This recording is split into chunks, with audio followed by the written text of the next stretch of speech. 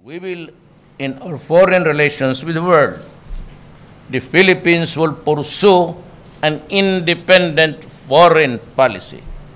We will observe, and I must insist, I repeat, I must insist on the time-honored principles of sovereign equality, non-interference, and commitment to peaceful settlements of disputes to best serve our people and to protect the interests of the country.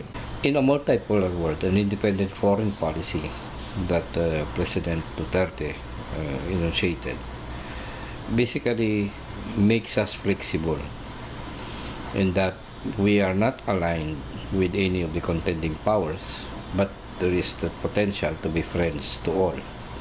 But I think his street smart is giving him good advice here, because international relation is practically a street smart thing, meaning there's no ideology here. It's only national interests.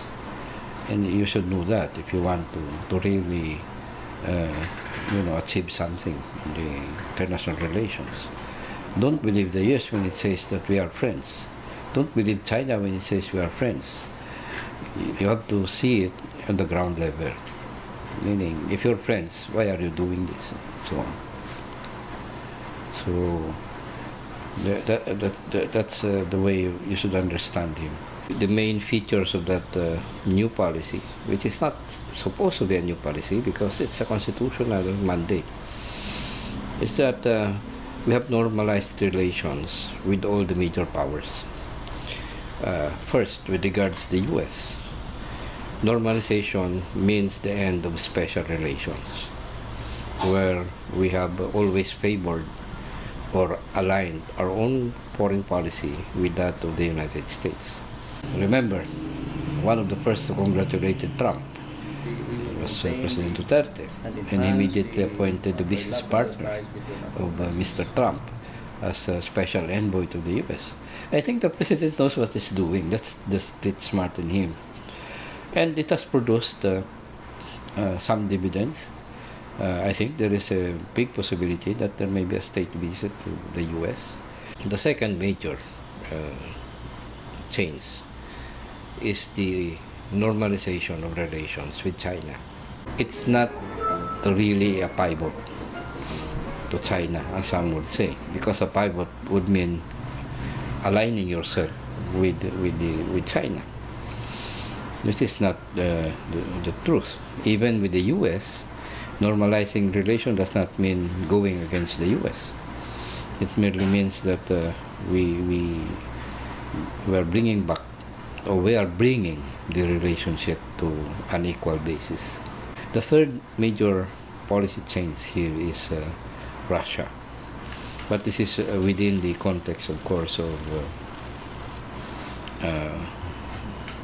widening the door for more productive mutual relations. The fourth one there is the independent foreign policy is bring us into more closer relations with the rest of the ASEAN. There is that broadening overall of our relations. We don't have any particular enemies, and we are free to pursue our own interest in the global and international scene. It's not neutrality, and I think we have already choose. Way back when we put that independent foreign policy in our constitution, the question with us is the Philippine elite, who had been leading us for the past 30 years, really want to implement that policy? From my own point of view, this is the only time, this is the first time, that the president actually and consciously wants to implement an independent foreign policy. I think he had a timely change to our foreign policy, and that already makes it good. I would rate it at maybe 8 out of 10. The other two being that, well, unfortunately, the way he handles it, there's a lot of opportunities that he missed. There's a lot, of course, of antagonism that he but overall, I would think he's on the right track. The prospects in the next 5 years is really unknown.